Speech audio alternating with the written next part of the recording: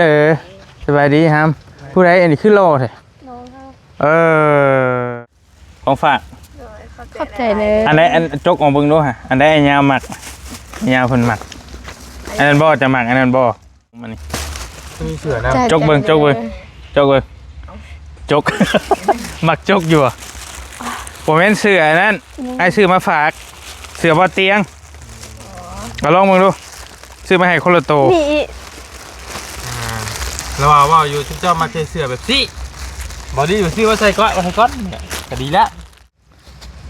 ใส่เบิ้งเมื่อกี้เราตุ้ยชำเจ้านี่ว้า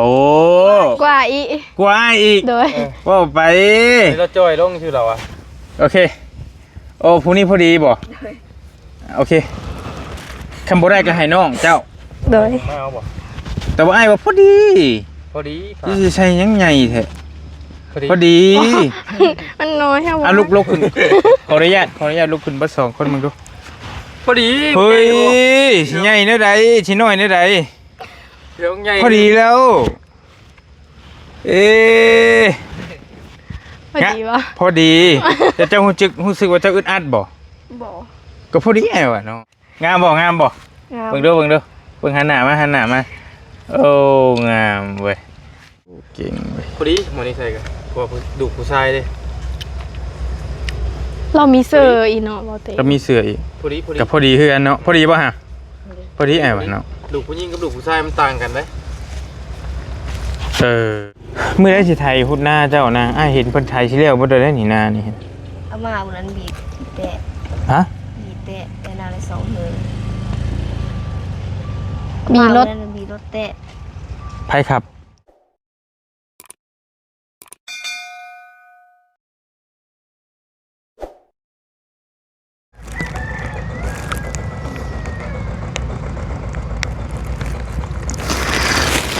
พี่น้องเข้าสู่ฤดูกาล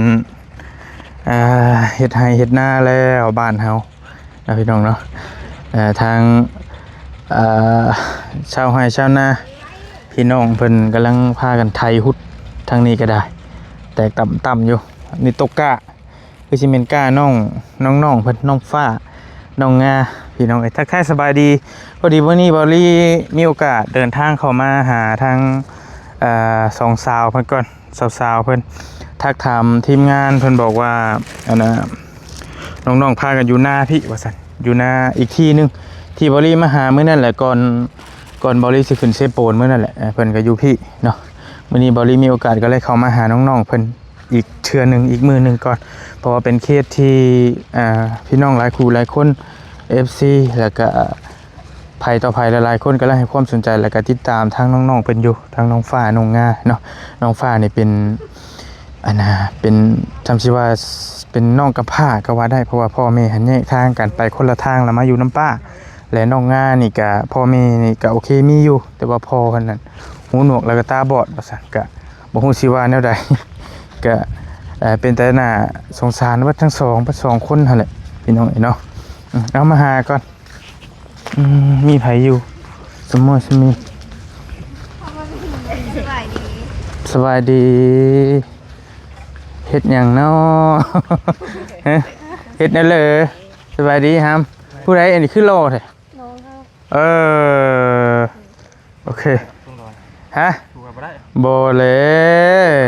คนละโลกเลยกับเจ้าน้องเจ้าว่านี่ล่ะโอ้โลเว้ยงามคือเอ็นเลยเนาะฮะรอเอ้าเอื้อยก็งามน้องก็รอหั่นนะความหมายว่าหั่นนะเพิ่มมาดุกไม่แม่นเหรอต้นปันให้นี่กว่าความรอนะปันให้จัก 10% มีกล่องเก่งมั้ยฮะอยากได้บ่โอ้แซ่บโอ้ซื้อมาแต่ไทยพุ่นเด้คือเหลือแต่เจ้าผู้เดียวกินยังพากินยังนี่เห็นว่าย่าเห็นใดต้องมีน่ากินเป็นหรอวะฮะกิน2 3 เทื่อแล้วก็ดีแล้วมีผู้เห็นให้กินล่ะไอ้ย่องเราได้ไปเราน่ะเราเห็นน่ากินเรามักเห็นน่ากินบ่แม่นหยังดอกก็ดีละว่าสิต้มหน่อไม้บ่ได้ต้มซับใช้หน่อไม้เอามาให้อ้ายสิมาต้มอยู่เฮือนก็ได้หลายบ่ เอา ให้เราเยอะกัน บอกเอามาเบิ่งนะโนเท่าไรโนก็ย่านะเดี๋ยวนี้โนเดียวก็เอาฮะ มันจักแล้ว จักแล้ว ไปหากับไอ้นิว ไปหาก็ไม่นิวโอ้ย แป๊บเดียว พาหมุนในกรไม่ไอ้นิวใช้ไอ้นิวอยู่ใช้ไอ้นิวไหน มือเลย เมื่อล่ะ มือหาไอ้นิว ดีแล้วที่เรา ไอ้น้อย เมื่อหาเอ้ยน้อยดีแล้วเราบ่หมุน ลาวมันมันนะ สมาวินหมด มีแต่ให้ชุดจำหมุนเป็นนั่นดอก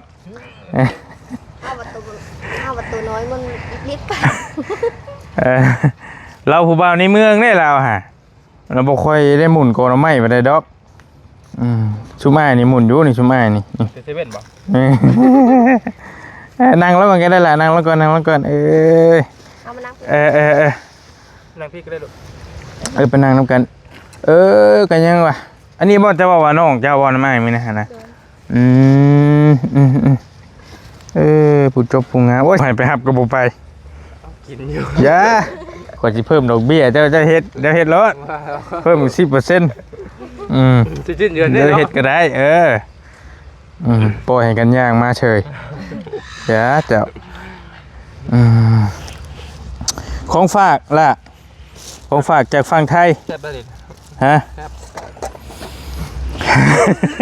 แจ็คแท่นแล้วเสพ เอาแซ่บดี เว้ยเจ้า สมมาน้องคนว่าเบา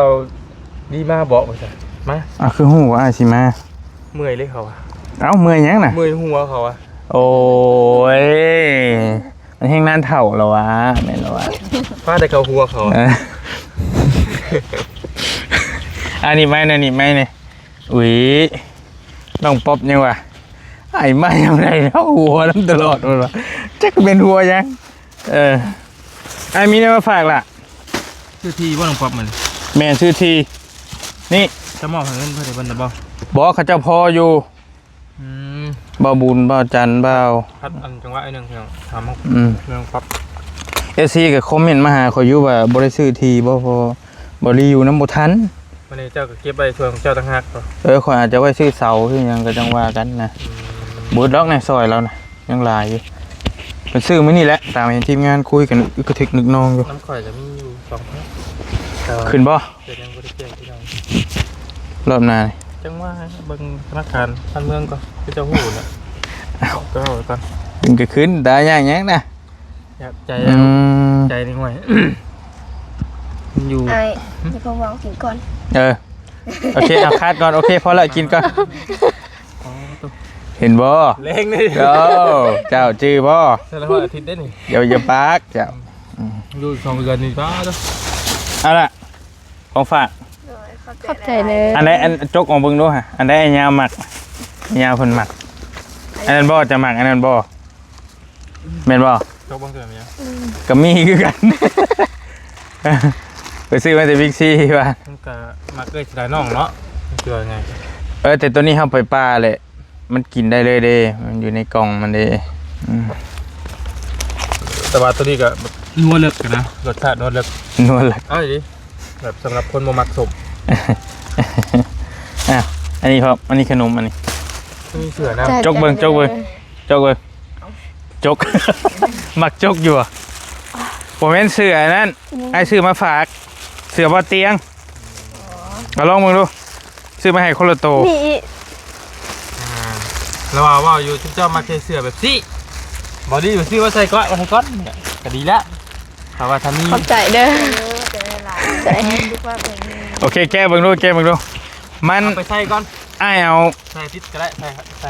จอนใส่แล้วใส่แล้ว อ้ายเอาไส้น้อยมาให้เป็นไส้เอส มันนี่มันบ่ได้ ก็บ่ฮู้เลยไอ้บ่ฮู้อีหลีมื้อหน้าฟ้าใหม่จังว่ากันกล้าได้อยู่บ่ เฮาน่ะปกน้อยพด เดี๋ยวใส่เบิ่งก่อน บ่น้อยพอดี เราเคยใส่แต่ไซส์ M นะ ใส่ข้าว โบยใส่เบิ้ง เมื่อกี้เราว่าเราตุ้ยชำเจ้านี่ ว้าว กว่าอี กว่าอีก โดย ว้าวไป เราจอยลงชื่อเราอ่ะ โอเคโอ้ผู้นี้พอดีบ่โอเคคำบ่ได้ก็ให้น้องเจ้า โดย ไม่เอาบ่ แต่ว่าไอ้ว่าพอดี พอดี ที่สิใช้ยังไงแท้พอดี มันน้อยแค่ว่า ลุกขึ้นขออนุญาตลุกขึ้นเบ่2คนมึงดู พอดี เฮ้ยสิใหญ่เนื้อใดสิน้อยเนื้อใด เดี๋ยวใหญ่ พอดีแล้ว เอ๊ะ พอดีวะ พอดีแต่เจ้ารู้สึกว่าเจ้าอึดอัดบ่ บ่ ก็พอดีไอ้วะเนาะ เลย พอดีพอดี คันสิใหญ่กว่านี้มันใหญ่พอใด แบบพอมักแบบเพลงขานะ แล้วสตึงเพียงครับ บ่มันบ่เพลงจากตัว มักแบบว่าบ่ต้องใส่ส่งเลยบ่หรือว่าเนื้อใด มัก แบบปิด ใส่ใหญ่ก็มีอยู่น้ำรถไอ้ก็มี เดี๋ยวจะเผานั่ง ยืนก่อนยืนเคียงๆกันเบิ่งก่อนไอ้เบิ่งก่อน เพลงนี่ งามอยู่บ่งามบ่ งาม เบิ่งดูเบิ่งหันหน้ามาโอ้งามเว้ยตัวละ200,000เราขาย แพ้ดีแล้วแหละแพ้มันดีแล้วแหละไอ้ก็เลยซื้อมาให้ซื้อมาฝาก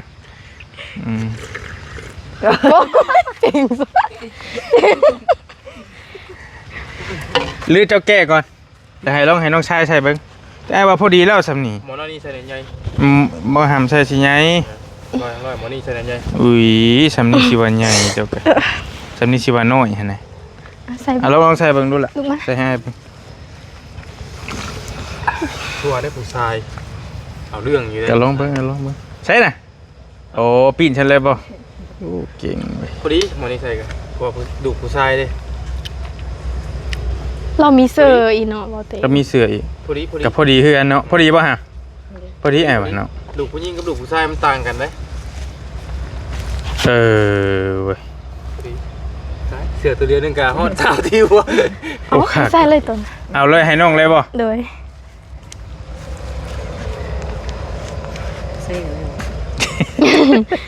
เจ้าแม่นมักเอ็มบ่ โดย คันได้ แบบนี้แหละใหญ่ๆแบบนี้แหละแบบเซอร์อายนะพอมักรวม ตุ้ยกุน อ้ายอันน้องคนนี้ ด้วย ๆโดย เอา เอาก็ว่า เฮ็ดได้ไรมันจังจอยบัดนี้ โมจอยเอง อกหัก บ่ บ่มีนะให้ตัวเอง แท้ อืม ต้องอดน้ำนี่แหละ บ่เคยโอ๊ตเลย อันนี้เจ้าใส่หยังน้อง เอ็ม ตั้งกระป่วยเป็นกระเพาะเท่านั้นนะ เบิ่ง โอ้ เบิ่งให้เบิ่ง จะ ม จอยเองเลยจักจอย โอ เดียว เค เลย งามได้นี่ เข้ามาบ้าน เบิ่ง แล้ว ทำใส่ก็ได้ เอาธงเข้าหากระหั เบิ่ง ว ทำใส่ก็ได้โอเค เจ้าคนอันดวงดีคือเดี๋ยวกำลังบอกแล้วเนี่ยนี่บอกสูตรแล้วนะอย่าง กะ เราอยากจ้อย เฮ็ดได้เฮ็ดได้ เข้าห้องเฮนเลยกับไปห้องเฮนแม่บ่กินข้าว เลย กินแต่ข้าวเพลนกับข้าวแรงข้าวเช้าบ่กิน เราเห็นบ่ได้สารเห็นบ่ได้ แบบปีเดียวนึงไหน เราเห็นบ่ได้ ปีหนึ่งเลยเหรอ แบบน้ำหนัก70ปีเดียวนึง อย่าแล้วนะบ่ได้เราเห็นบ่ได้จ้ะ แบบเสียงกินห้องหม้อเลยกับจอยเองเลย บ่ได้อกหักอกหยังติ บ่กินข้าวหลายปานนะ เอียงขากมันยังต้องเอียงขากไปเนาะ โอเคนางลงมาดิ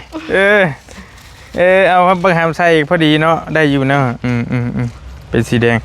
ปกติเรามักปกติ ใส่โอ๊ตหมูเลยมือแรงกัน เท่าไรเจะซื้อนี่ มือ2แสนบาท มือสองอีก โดยขั้นมือนึงผัด2,500,000มันแพงกว่า คือเขาเจ้าให้เพลงกว่าหงกว่าเตียงอีกแค่นี้เนาะ อันเสือนพ่อค่ารถนะ เสื้อ เสียมันดังบ่ เสื้อแกงแบบ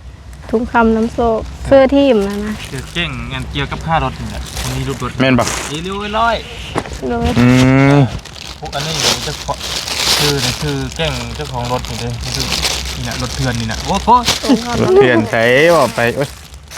เอาละ เอาไปรุ่นรถเถื่อนนี่แหละจริงไง เพลงกัน จะหันหลังมาดูครับไอ้เบิ่งนี่เพราะว่าเสื้อเบาเตียงเพิ่นเฮ็ดมาขายแต่ก่อนแหละ มันเพิ่นบ่มีเวลาคือหูแหละเบายาวเพิ่นบ่ค่อยมีเวลาไปขายเป็นหยังเลยมัน กระถึกแล้ว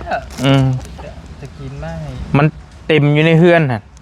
แต่บัดนี้ก็โอ้เราลงทุนไปก็เบิดหลาย10 ล้านก็เลยว่าวันนี้ก็อยากอุดหนุนเพิ่นพอได้ให้เพิ่นได้ทุนคืนน่ะเลยจ้างซื้อมาฝากน้องๆเพิ่นนำพี่น้องเอ้ยก็ดีนะบ่ได้เอาไปใช้เองก็มันบ่ได้เป็นหยังบ่มีคำว่ายับบ่หยังมันเป็นแท้มื่นเด้ตัวนี้ใส่สบายอยู่คักอยู่ เท่แล้วแบบนี้ เท่ปกติแล้วเจ้ามักสีหยัง สีเขียว มันบ่มีสีมันมีแต่สีดำ สี สี ดำก็ ขาว ได้ เอาบ่ลึงมักเนาะ คันมักแต่ว่าสีเขียวได้ มักสีเขียว เขียวปนดำเลย เขียวบนดำ ผู้บ่าวได้จ้ะใส่ปัดอย่างดี ผู้บ่าวเจ้าก็ต้องถามแล้วโตเจ้ามันเป็นได้ผู้บ่าว ผู้บ่าวเกี่ยวกับผู้บ่าวนะ มักคนแบบใดสิบ่ สูง สูง ๆเดินจ่อยๆหน่อยนึง จอยๆนิดนึง เลย คันสมมุติอ้วนๆคืออ้ายเป็นผู้บ่าวแล้วได้เนาะสิมาจีบเจ้าเนาะ มัน กิ่งลงห้วยเลยได้เนาะ ว่ามานี่มันเข่าทางระบ่าวแล้วนี่ ว่าคันสมมุติคืออ้ายนะมาขอเบอร์ขอยังตายแล้วจะได้กิ่งลงห้วยแล้วอยู่สมมุติว่านะ ถึงแล้วเพิ่นสมัยทนายเพิ่นก็มาคนสูงนั่นแหละ มาคนสูง เลย ซ้ำนี่สูงโพดบ่น้องหรือพอดีสมมุติว่า ท่านมีสูงพวก ต่างหยอกกัน พอดี พอดี 580 สูงโพด สูงอันนี้ ใช่180มาตรฐานไทยๆได้ทำนี่นะ80พอดี เขานึกว่า170ปลายเลย ไปเกณฑ์ทหารนี่บ่ต้องเกณฑ์นะเพิ่นจับเอาเข้าเด้อ เป็นมักบ่ เอาเพิ่นมากได้ใส่ข่อยนี่ ไอ้ยาวขอยเห็นอยู่แบบคลิปดูไอ้ยาวนี่ดูไอ้ยาวแบบในคลิปทหารได้เพิ่นเกณฑ์นะเด้เพิ่นมักคือจะว่าแหละมักคนแบบสูง มักสูง รูปห่างแบบนั้นนะ แบบพอน้ำพอดีเพิ่นจะเอาอันเยียดให้เป็นทหารเลยเอ้าข่อยดีนะ แต่บ้านเฮาก็มันบ่มีเกณฑ์ที่บ้านเฮาเนาะ กี่แต่ก่อนนะข่อยได้ยินว่ามี ย่าละบ่อยากว่าจะมันผิดก็บ่ฮู้ว่ามีหรือบ่ก็บ่ค่อย น่าช่วงนึงก็ไปไทยมันอย่างนั้นนะ แกกินขนมก่อนล่ะบ่อยากบ่เอ้ยบ่อ้วนนะเฮ้ยน้ำหนักเท่าใดเดี๋ยวนี้น้ำหนักเท่าใด เอานะ เป็นหมู่อ้ายแน่อ้วนเป็นหมู่อ้ายแน่เห็นบ่กะ แล้วก็เจ้าให้เก้นี่เคยรุ่นอยู่ได้กี่นี่ บ่มีหยัง มีเนาะ บ่มียังบ่ทันมี จกนี่ บ่มีนึกว่าเป็นโทรศัพท์บ่ แม่นในความเป็นเก่านะ อยากมีมาเซอร์ไพรส์อยู่เดี๋ยวมันก็มีบ่เฮิงดอกเดี๋ยวมันก็มีมาเดี๋ยวก็มีเซอร์ไพรส์อยู่ดอก เบิ่งนัก อยู่ไปก่อน นอนอันนกมือรถ โอเค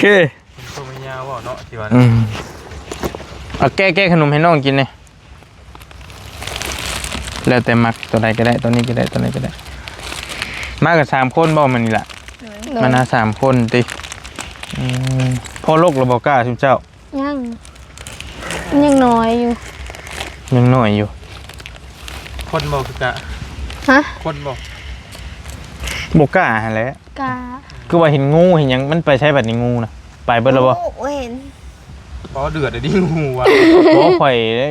ยแล้วผู้หนึ่งเรื่องย่านงู บ่ เขากับผู้หนึง บ่มันเดือดแฮงอีดิเห็นแต่ว่าคลิปบ่นิวนะ แบบใด คลิปบ่นิวนะ เห็นน้ำรถถึงรถเจ้าบ่ บืนเฮ้ยเห็นมันเกี่ยวแวนรถบ่ยาวก็ยังว่าเห็นอยู่ พี่น้องขออันทะเบียนรถข่อยแซวอยู่29พี่น้องทะเบียนรถบ่ยัง 29ชื่อบ่เลขยัง29น่ะ ละเอียด เลขเอียน เลขคันที่กันเด้ เนาะสัตว์เลื้อยคลาน ครับ บืนคันอ้ายถึก400 ล้านเจ้าอยากได้หยังจะบอกมารถ2คนซุเจ้า เดี๋ยวนั้นนะเราก็บอกอยู่ โอ้ยเฮ็ดให้ห้องน้ำน่ะ3ห้องเลย เฮ็ดกับเพื่อนมันสิพ่อบ่ล่ะ เอาเสาก่อนซะ ได้แล้วเสา เสาได้แหละ ต่อเติม ได้หมดแล้ว ไปแล้วเพื่อนตัวนั้นบ่ เคย เพื่อนตัวเฮ็ดใหม่หั่นเนาะ ต่อเติม บริมีโอกาสสิไปถ่ายให้เบิ่งในช่องบริยังบ่ทันรีวิวยังบ่ทันถ่ายให้เบิ่งตัวเฮือนน้องงานี้ที่เพิ่นเฮ็ดใหม่ติดๆกันนั่นแหละแต่เป็นเฮือนใหม่ดอกเป็นเฮือนใหม่แต่มุงหลังคาแล้ว ปูแป้นแล้วบ่ล่ะ เป็น มุงแต่หลังคาซื่อๆแล้วก็โครงหางมัน ตอนนี้หันมีแป้นปูมีแป้นฝาแล้วแม่นแล้วเนาะวงกบใส่หรอบ่ วงกบ จักเราว่าวงกบปองเยี่ยมเลย ยัง มกบทีเฮาปองเยี่ยมออกมาเบิ่งว้าวนะ ยังอยู่เนาะโอเค สิบ่แล้วนะอันเพียงก็ไม่ง่ายเนี่ย เถียงอันนี้เถียงอันนี้เนาะ โดย เอ้ย เสิร์ฟเป็น ให้กลัวคนเมาเหล้ามันเซเด้ น่ะอ่านกินนะ คือว่าพากันมา อืม เฮ็ดรถซะคือว่าหญ้าหยีคือว่ามีนะ โดย ยังไม่มีใครมาเฮ็ด พายุมาเรียบบาทหนึงเรียบร้อยแล้วหลาย ทำน้อยนี่มั่งออกไง ไม่เอายัง ทำบ่เชียงมาให้เรามั่งทีบ่ได้เล่น ฟานไปหดเล่าบัด โทษแต่ว่าเถียงเด้อ เออเอ้ย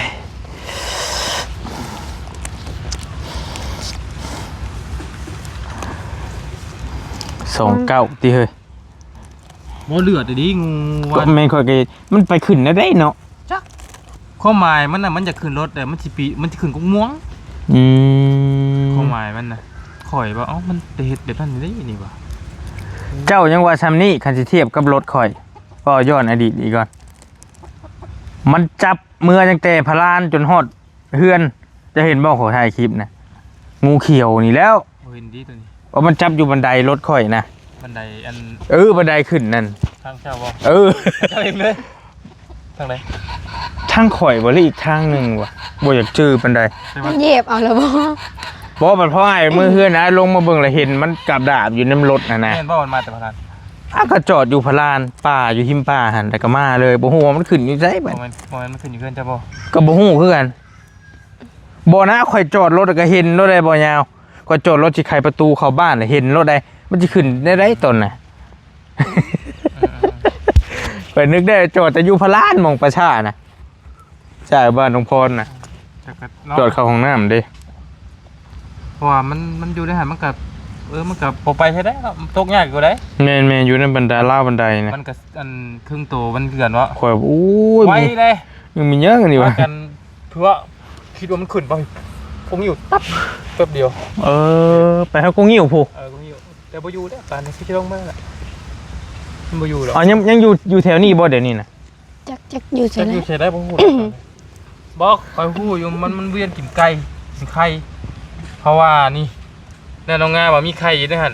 อยู่ในขอนไม้เบิดพืชมันมากินไข่ มุกเขียวมันมากินไข่นะกินไก่น้อย ย่านที่มันเจาะมันอยู่นั่นเนาะ มันอยู่กกแดงไงมุก ยีบเอาหัว ตอนแรกมันอยู่กกแดงไงเดี๋ยวหันมันมีไข่ได้พอดีมองคอนนะ โอ้ ไข่ อืม ปีนขึ้นนั่นน่ะรถจักรข่อยโอ้ตัวสิขึ้นในหนังเลย เห็นอยู่ขึ้นลึกแค่นี้โอเคได้แล้วเราจังคุยกันเรื่องงูเจะสิออกเมื่อแล้วบ่ จะเอาไว้เบิ่งหน่อยนะจักใส่เนื้อ ก็แล้วแต่ข่อยสิคอยย่างเมื่อก็ได้แต่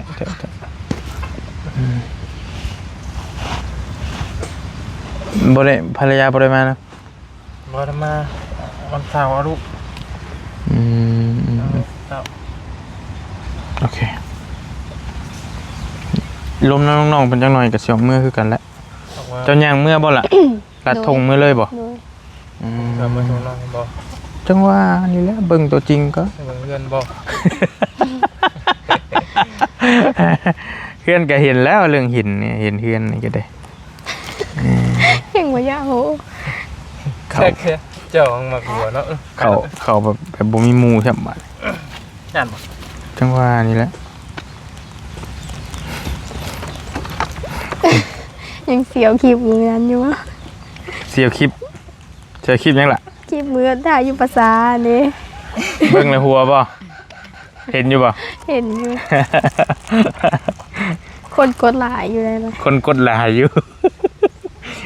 น้ำหัวตีน โอ้ตายตกใจอัน FC เพิ่นส่งมาหาเพิ่นบอกว่าขนาดนั่งเบิ่งคลิปก็ยังได้ยินเพิ่นว่า ดี เสียงน่ะขอแกไอ้ก็ยังงงได้ฮะ ขึ้นไปอีกวะ ไปก็ไปบ่ย่านายน่ะแค่นั้นไปฮะ เทวะ ไป ถ้าไปหาเห็ด แค่นั้นจะไปน้ำไปบ่ย่านไปได้ส่งบอกให้เด้อ เห็นแล้วครับ ไปได้ไม่ใช่ปัญหา ทางไปทางมันเลยเห็นแล้วกัน อันนี้ตั้งหัวคลิปนั่นล่าท้าผีขอคลิปไปแล้ว คันล่าต้องไปกลางคืน กันจะกล้าดิ ล่างเว้นเลย โอ้ย บ่ นี่นี่ ล่างขึ้นไว้ล่างเว้นเลย บ่กันเก่งนี่ไปกันคือรถไว้นะ ล่างเว้นนี่ ไปทางกูเลย ไปกลางคืนจะโซ ประสบการณ์ แล้วเลยไปกลางคืน หัวลุก หัวไอ เรื่องบ่าวดีพาน้อง โอ้ยเนาะบ่ย่านนะ เหตุการณ์เกิดขึ้นมีเสียงคุกเคียดคุกเคียด ไม่ยังกูเครียดไว้สิคือยังกูเครียดคุณจะมายังละทงมาที่ล่ะ3คนมานี่ เดือนละ มา3คนนี้ โดย จักนาทีหอด ก็ ยังไม่ได้พอกับวันนี้อุ้ยจะกิน 30 นาทีที่บอกยังแต่นี่มือบ้าน เห็นอยู่แต่อยากถาม ถ้ายังแค่ซักชั่วโมงนึง ขันยังไหวกะพร้อม หยอกต่างหัวกันมากกับประมาณชั่วโมงนึง โดย เลาะแหละมาติ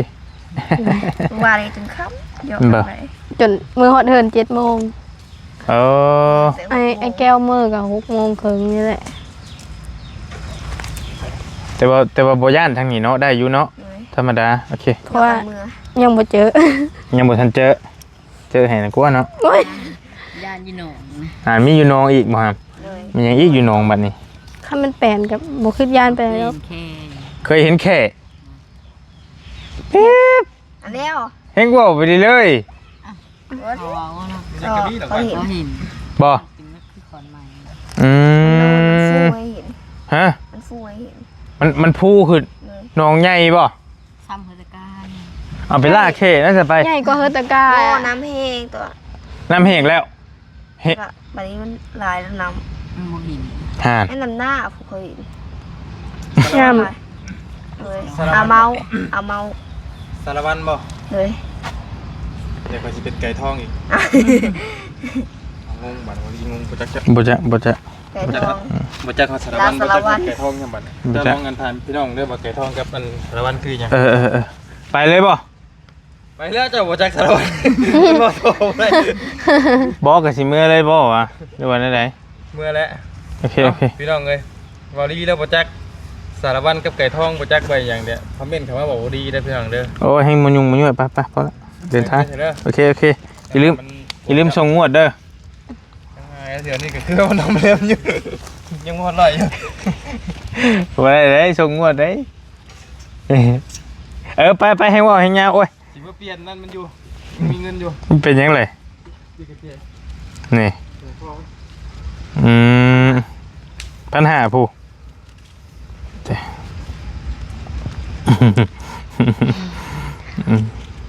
กินข้าวแล้วบ่นางคือเจ้ากินกับนี้ โดย ไผซื้อมา ไอ้ยาว ไอ้ยาวๆนี้เราเป็นคนเฮ็ดสู่กินบัดนี้ เลย ตอนแรกนะไอ้นิ้ว แต่แรกไอ้นิว แล้วมีเด้อ โอเคขอบใจมันนิวออกเมื่อเห็นอยู่น้ำทางกินนี่ปิ๊กมันปิ๊กใส่อยู่บ่นิวเพียงบ่าจะบ่ยาวบ่นิวเพียงบ่าจะบ่ประมาณนั้นแหละเนาะเรียกบ่ลูกไปเลย เตี้ยกูลูกเจ้าอีก คือว่าสูงกว่าเลย ช้ำนี่ได้ลูกเจ้าเนาะใหญ่กว่านี่บ่ กลัวแล้วเนาะกลัวนิดหน่อยนี่อีก โอเค กลัวแล้วอ่ะ เอาไว้เมื่อเป็นลูกไผ่ซะสิ มาอยู่นะเลิกพักเลิก เลย โอเคขอบใจ ขอบใจหลาย นั่งคัตมาดก็ได้ง่ายๆล่ะเอาอันนี้ออกก็ได้เอาอันนี้ออกให้อ้ายนี่มันแบบว่าคือว่าเขาโฆษณามาม่าเพิ่นก็บ่ได้จ่ายให้นะก่อมัน โอเคเอาพี่ก็ได้โอเคโอเคหรือเจ้าอยากก็กินฮะกินมาแต่เฮือนพุ่นละกะย่าแล้วโอ้ยอย่าชวนกินหลาย ยังยันตุยอยู่มัน หักก็กินคือเก่าอ้ายเมื่อยก็ได้ ได้เพิ่นกินแน่นะ อย่าว่าจังซั่นโอ้ย ไปยังมี จัก2ห่อก็ยังดี บ่พาเดี๋ยวว่าน้องๆคุยกับน้องๆคนก่อนบ่พาก็อย่าเรื่องกินนะ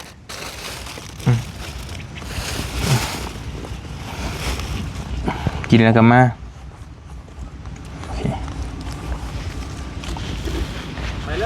โอเค เด้อ โดย ไพ่เด้อ โดย มื้อใดสิไทยพุดหน้าเจ้านะอ้ายเห็นเพิ่นไทยสิแล้วบ่ได้นี่นานี่ เอามาวันนั้นบีบแตะ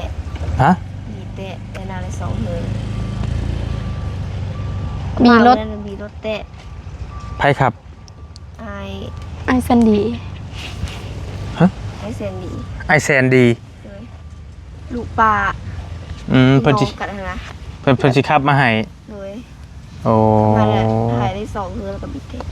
แล้วก็เอามือ แล้วก็เอามือเลยแล้วก็เอามาให้เลย เอา แตะ บีไทยหรือบีรถหรือบีหยัง ที่ไทย มันก็เปลี่ยนได้อยู่ติบีไทยซื่อๆอยู่ไทยรถไทยบัดนี้ ดูเฮิน เอามือเฮือนเลย โดย บ่นี่อันนี้นอนหน้าบ่ บ่มี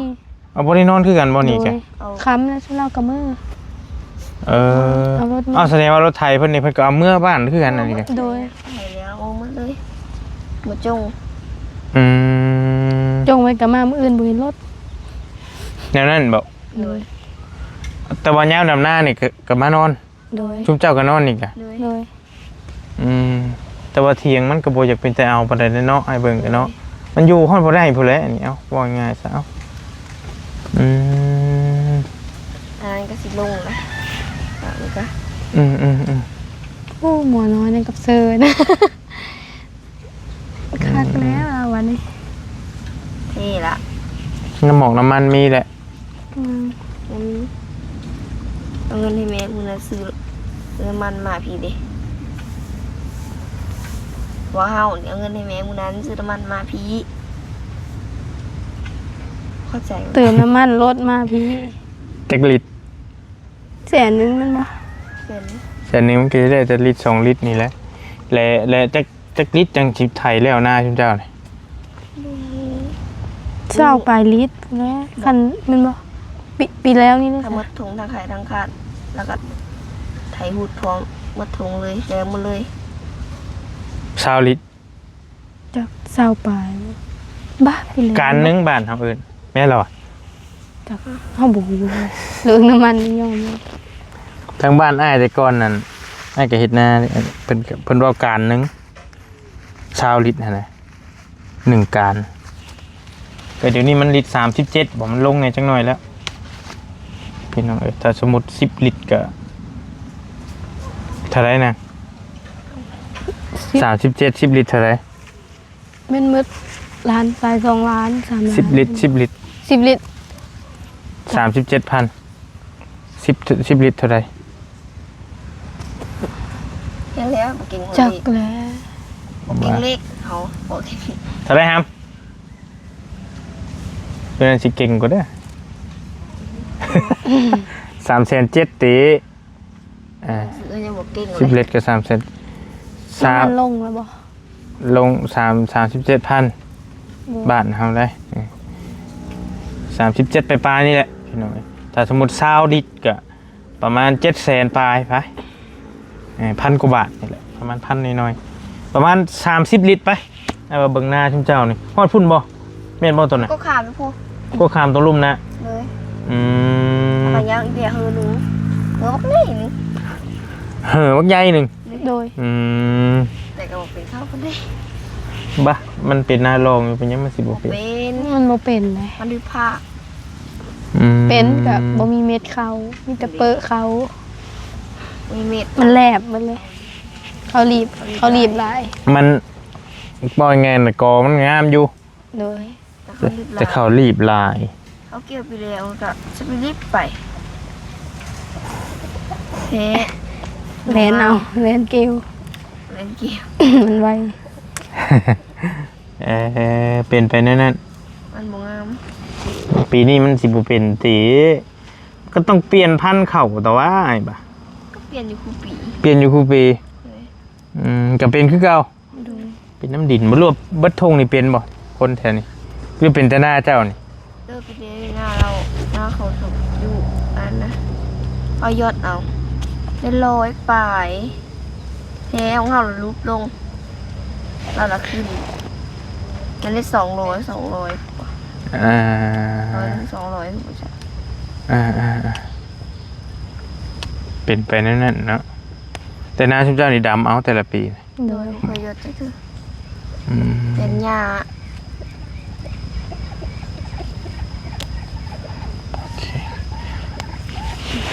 ผู้นี้ไทยเนาะ โดยเป็นกันกับระบ้าน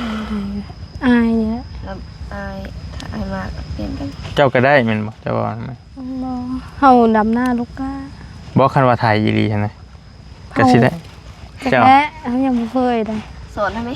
สอน ฮะ สอนก็เป็น สอนไหม เคยถ่ายอยู่ ไอ้ชนไทยนะเอารถไทยมา บ่เคยถ่ายเลยเคยแต่ขาดหน่อยนึงแล้วก็ปะแล้ว วินกับไปเลย ไอ้ก็จะลืมเลยไปจักเดี๋ยวนี้ มันชีวิต โค้งนักนี่ยอมกันได้เฮ้ย องนักเลย กันโค้งอันเบาๆนะได้อยู่โค้ง3เลขนะ4เลขนะโค้งคือจุ่มเจ้าเนี่ยไอ้ก็จะบ่จักว่าจะโดยคือกันได้มันนักอย่างโค้งรุ่นเก่ารถน้องกันเห็นอยู่มื้อนี่รถรุ่นเก่าๆแล้วเห็นว่าน้ำมันลีย่อยว่าดึกทึกแล้วรถหลายปีแล้วรับ20ปีแล้วบางสงรถนะอย่างน้อยๆก็ได้โอเคก็มาหน้านี่ชุมือชุมเจ้ากะติ โดย เคยขาดเลย มาบริขาดเลย มันขาดก็เบิดแล้วแตะกา คันเจ้าบ่มาก็ต้องมีคนหนึงมาเฝ้า โดย คือเห็ดหัวอยู่ พวกอ่ะใกล้ดู มันบ่อยู่ซำนั้นเนาะ บ่ มาแต่งกะยันมาแต่งพร้อม มีหมักแตงอีก เลย อ้ายคือบ่เห็นทำหมักแตง เด้อยู่ ใช่หมักแตง อยู่นี่เด้โหทางนี้มันยังซ้ำนี่แหละนี่ เราไปสิ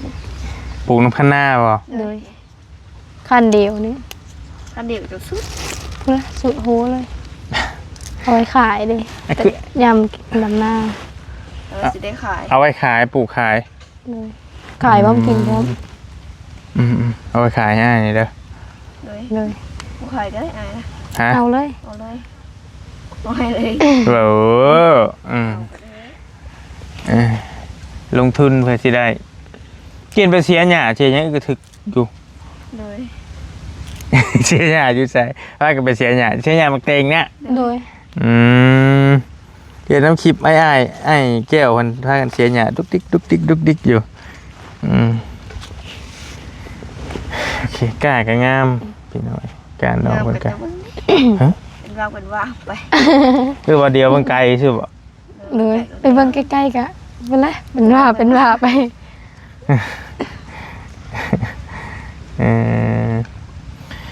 คันทับจ้างดำให้ดำหน้านี่ชุ่มเจ้าก็ไปป่ะ โดย ไป ไป คือน้าไอ้เห็ดมาหับไปป่ะ ไป นอนพุ่นเลยนอนป่ะ เลย นอนคือกันไปคือกันอีก เลย แต่ว่าต้องไปมีหมู่ไป เลย ไปน้ำกันจะค้นไปสมมุติว่า จักแล้วเพิ่งเรายังอดบ่ได้ อดบ่ได้ได้ก็ไปน้ำเอื้อย แบบขี้คร้านไว้บ่เหลือเมยแล้วก็ขึ้นแล้ว ยังบ่ทันมีความอดทนปานใด โดย มันก็บ่ต่างนะที่คือฉันนี่แหละจะกี่จังน้อยอีกหาแต่ทางไปแล้ว ได้อยู่ ถ้าวันรับหน้าตัวเองกะนี่ไปหาน้อง หาหน่อไม้ หาทางไปแล้ว ยันได้ดำน้ำ จังน้อยก็ไปเข้าห้องน้ำก่อน ห้องน้ำใช่จะไปหา นี่แต่ไปหาพุทธิโลหาทางไปเลย อีคาดดำเด้เข้าใจอยู่ เศร้าเลยก็โอ้ยนี่คือยังดำหน้าเลยก็มาแล้วบัดนี้ แต่แน่ๆหัน2คนเจ้านั่นไปอยู่แต่ปีแต่เก่าก็เคยไปแม่นบ่ โดย ไปอยู่ไสนี่แต่เก่า แถวบ้าน เที่ยวบ้านเลย เท่าไรเพิ่นจ้างมือหนึง เศษ 150,000บางเท่าก็100,000 แสน30 คนละราคาเลย แล้วแต่บ่ โดย โอเคเองก็บ่ได้เฮ็ดให้เฮ็ดหน้าดอกแต่ว่าหน้าแม่เพิ่นเฮ็ดอยู่หน้าไอ้เตียงเพิ่นเฮ็ดแต่ว่าแต่เก่าก็จ้างปีการนี่ก็จ้างคือกันปีการนี่ก็จ้างอยู่แล้วก็เกี่ยวจ้างทั้งดำทั้งเกี่ยวหั่น ถ้าดับหน้าแล้วพ่อ ทำหน้าไว้บ่ พอเลยเกี่ยวข้าวแบบพอได้ เกี่ยวเขายังพอทนแต่ดำหน้านี่พอเลย อยากให้ คือว่าพออย่าว่าจังซั่น มันเจ็บแอวเลยนะ เอาคือว่า ให้ไปพร้อมเก หายไปแล้ว ดำไปพร้อมให้ไปพร้อ มั ม นสิเป็นได้มาหับอยู่บ่ซั่นน่ะมันสิบ่นั่งหาไปน้ำคันหน้าบ่สมมุติว่าครับ นะบอ สมมุติหน้าตัวเองสิบ่ โ โดย กันมาไปจ้างเขาเจ้าก็อดเอา โดย ทนเลยฉันเพิ่นให้ได้เนาะคือว่า แกเข้าใจอยู่ไพ่ดำนาไว2 คนเจ้า มือไหวมือบ่ไหว ไพ่ไวก่อนกัน อันนี้นะ แท้พูดน้อยๆคือดำนาไวแท้ กับไว้บน ก็เบิ่งชงเราก็คือชีวิตที่ได้อยู่เบิ่งชงเรานี่ ไหวแต่บางเธอก็เข้ากับ มันเป็นนั้นคนไวน่ะมัน โวด ตัวหน่อยตัวร้ายตัวห้างตัวที่เด้มันไวเด้ ทางพูดที่กับที่พูด เอา คายกันแล้ว บ่ไอทีกับ ไหนนั่นนี่อยู่ดำ ละเส้น ว่า ดำด้วยเอาดำหลายก็หายเนาะ ตามซีซั่นนี้กับวอลที่พูด อ่า ทางคนนี้กับทางพูดย่า ดำไปเลย แต่ว่าก็ยังเขา แต่ว่าปัจจุบันนี่ก็สัดส่วนเริ่มแบบคนส่วนหลายก็เริ่มขี้ข้านดำหน้าพี่น้อย ผูกหายอีกงาน บ่ไปหาเฮ็ดงานหมด บ่แม่นเฮ็ดหน้าก็เฮ็ดอยู่แต่ว่าว่านเอาหรือหยอดเอาสินะมันไวนี่มันบ่เมื่อยนี่ แล้วเกี่ยวเข้าในตีไปนี่ แต่มันก็เกี่ยวยากอีกก็เข้าใจอยู่ สบายดูคันดำแล้วเกี่ยวเอา ว่าพุ่นว่านนั่นแหละ คันว่านจะอู้อยากให้บ่แห้ง แต่ว่าหน้าบางคนว่านก็โอเคได้แหละมันลูกหญ้าดูแลหญ้าได้มันก็งามคือกันโอเคอยู่พี่น้อยคือไผถ้าไผบ่เคยเฮ็ดหน้าบ่ฮู้ดอกก็คือบอลลี่ก็เคยเฮ็ดมาก่อนแล้วมันเพราะมันทรมานมันเมื่อยมันเป็นทุกข์แท้ๆเลยพี่น้องเฮ็ดหน้า ดำหน้าแล้วก็โอ้มีแห้งแล้วบัดนี้ แอนดำหน้าแล้วนี่ว่ามีแฮงแหละ ตอนซีพูดแล้ว สบาย เกี่ยวข้าวยังธรรมดาเกี่ยวข้าว เกี่ยวข้าวเดียวนั่นดอก คักเกี่ยวเขานะ ม่วนบ่ เลย ถือว่ามาสีหอนกับ คัก คือแต่ก่อนเฮาตีเนาะแต่เดี๋ยวนี้ปัจจุบันนี่ก็บ่ค่อยมีไผตีแล้วมีแต่ปั้นนะพี่น้องเกี่ยวยุไว้แล้วก็ปั้นเขาเดียว เขาบอกว่ามีน้ำตัวโยดเลยมันแบบเขามัดเลย มันเป็นกรรมมันบ่ เลย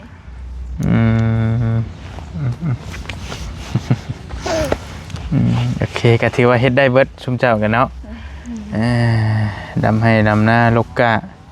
พี่น้องเฮ็ดอยากเฮ็ดกินก็เป็นได้เบิดอยู่เนาะ เลย กะมื้อสมมุติว่ามื้อเฮาอยู่เฮือนยายกะมื้อได้บ่ บ่ได้ผู้นี้ก็บ่ได้ เลย อันนี้ยังแล้วซะ เอ้ยอย่าเว้ามันยังบ่ทันถึกล่ะก็ไปบังเอิญถึงมักลูกชายเพิ่นแหละเฮ็ดได้จำเป็นบัดลูกชายผู้เดียวบัดสิเลิกก็เลิกบ่ได้สมมุติว่า สาวบุรีเอากัน ก็ยาเพิ่นลูกชายเพิ่นให้เมื่ออยู่เฮือนนำบัดนี้เป็นอยู่ทันบ่ทันตอนบ่ทันมีนี่จำเป็นได้ พออยากให้พุ่นละ บ่อยากให้ก็บ่ปานนั้นดอกมือหอดแล้วพิษกันก็โอ้ยตาย คือฮู้ เอ้าก็เห็นคนที่เคยแต่งงานเด้ โอ้เราไปงานดีไปงานเขา ผัวเมียก็จะผิดกันบ่ ตีกันให้จุมเฮาเบิ่งโอ้ บ่ ย อยู่ไส อยู่เวง อยู่เวียงจันทน์ ตอนจะไปเฮ็ดตอนหลังๆสงกรานต์นั่นแหละ โดย เพื่อไปห้ามก็ถือลูกหลงก็ซ้ ไปหามันคือลูกหลงอีก ำหนู เรียบร้อย เอาเห็นเขากะอีตนเนาะโอ้ยห้ามก็ได้วะ เบิ่งเอิญถือมีดอยู่วังดีกลายเป็นวังไล่ได้เฮ้ยอย่าไปเฮ็ดได้ ตื่น บอกมีอยู่นอกเขาให้เอาไปเอาให้เขาล็อกประตูเลย เอาไปเอามีดให้แน่ ก็นั่นแหล้วเกิดเขาเจ้าถือมีดอยู่วังดีไปห้ามหรือบ่ไหวแล้วชั่วเข้าไปแล้วก็เฮ็ดบางคนผัวเมียก็เอาเป็นเอาตายดีได้หายกันกะเดี๋ยวนี้เขาเต้กันดอกเขาชอบพิษกันแล้วดอก บัดเช่ากันเลยก็คือบ่ได้มีหยังเกิดขึ้น ตื่น นี่ มื้ ติ อเช้ามากะโอ้ยกอดกันคือเช้า โอ้ยน่าเมื่อยเด้อ เต็บชูลา มันสิประมาณนั่นแหละชุมเจ้าบ่ทันเคยมีครอบครัวนะประมาณนั่นแหละวงจรชีวิตคู่นะ แต่ว่าคันเจอถึกผู้ดีก็ดีไปโอเคบ่มีปัญหาหยังนั้นเราจุ่มปิ่นฝน คันว่ามัน เราแบบเรามักเอาเปรียบหมู่นะ ก็สมควรซะแล้วนะ หมู่แบบหมู่ไผก็ บ่มัก สร้างไปหมดเลยนะ สร้างหมด บ่แตกต่างดอกซะ โหนายว้าวเลย อืมจมให้พัวหลาย แล้วก็จุ่มแล้วมาตีแม่มาตี ตีแท้เลยแบบนี้ ลูกดาวกอดแม่เขาเนาะ โอ้บ่ไหวแล้วซะนะ เกือบยันหัว เออ เขายังนอนอยู่ บ่ ด้วย แล้วก็ละตีอย่างนี้ แบบมันเป็นเต็งสองสันเด้ คือน้องเพิ่นนี่เคยพากันไปเฮ็ดงานอยู่เวียงก่อนพี่น้องเอ้ยจักเดือนล่ะ เดือนหนึง เดือนเดียว ด้วย เป็นหยังคืออยู่บ่ได้ มันบ่รอด งานหนักแต่เงินเดือนน้อย เกี่ยวกับหยังเฮ็ดกับหยัง เสิร์ฟ ทุกอ ไป ย่าง เป็นเด็กเสิร์ฟแต่ได้เฮ็ดเวทโลมทุกอย่าง ปัด อืม ปัดหมู่ผู้เฮ็ดเวทหน้าเดียวปัดได้เงินเดือนหลายกว่าสม อยู่ห้านอาหาร ด้วย ทั้งล้างจานกับล้างน้ำกัน ได้เอ็ดมั้ง เสิร์ฟกับเสิร์ฟน้ำกัน แหละล้าง อืม คนอื่นเขาเฮ็ดเวทหน้าเดียวแต่เขาได้เงินเดือนสูง เงินเดือนเท่าไรชิมเจ้าได้ 2 ล้าน เขาเลย2 ล้าน เดือนละถ้าคือได้หลาย จาก เอ้า เขาเองเวกรวมเลย อืมเดือนละ2-3,000 บาท 3,000 เขาเลย2 ล้าน อ่า เขาหน้าเดียวล้าน ชุเราเฮ็ดหน้าเดียวเขานั่งอยู่ผู้พระ เจ้า เจ้า เลยแล้วก็นั่งดูนะ เสื้อแลนอ้อมไปอ้อมมาที่เป็นที่ตาย แม่เอาจะอ่อนอ่อนเลย อืมบ่ไหวบัดก็บ่เฮ็ดงานอื่นติงานอื่นบ่มีบ่ซะที่อยู่แต่หม่องเดียว บ่มีหาบ่เป็น บ่นะมันท่อแหละคิดฮอดบ้านอ้ายคืออ้ายก็อ้ายเข้าใจอารม รัก ณ์ ให้ห้องน้ำ อ้ายเข้าใจอารมณ์เจ้าอยู่เพราะอ้ายก็ก็ไปมาทั่วทีปคือกันแหละ แต่ว่าส่วนหลายอยู่ไทยใช่ไหมเนี่ยเวลาเฮาไปพ่ออหย่างนักๆถึกเจ้านายด่าบ่ถึกเวียกนักกว่านี้ ได้อยู่ มัน ได้อยู่คุมนั่งอยู่ก็ได้เฮ็ดเวทอยู่ก็ได้ แล้วมึงเอ็ดพีแล้วก็ได้ ส่วนงานที่จุมเฮาบ่ได้เฮ็ดหยังผิดแต่ถึงงานแล้วอุ้ยพออยากให้ มาแล้ว อืม เขาได้ เจอเจ้านายประสาทแบบนั้นเบิ่งทรง มือดีก็ดี ดีแล้วเนาะ มือบ่ดีก็โอ้โหไปรีอยู่ห้องน้ำแล้วก็ อืม อาจจะมีก้าวแน่ ประสาทเป็นประสาทเบิ่งทรงฟังว่า เดี๋ยวบอกเกามาต้องห้องน้ อืม ำก็ไปอยู่ห้องน้ เข้าใจอยู่กินฮอดบ้านเลยเนาะ เลย กินฮอดแม่พ่อแม่ทันทีเลย อยากโทรกับบ่มีโทรศัพท์โอ้ยพออยากให้ ช่วงนั้นก็ยังบ่ได้มีโทรศัพท์บ่เจ้าก็ บ่ มีแต่ผู้นี้ เลย โอ้ ำ ยก็ว่า โทรมากะเน็ตบ่มี บ่มีเงินเติมเน็ตวันนี้ก็บ่ได้โทร อืม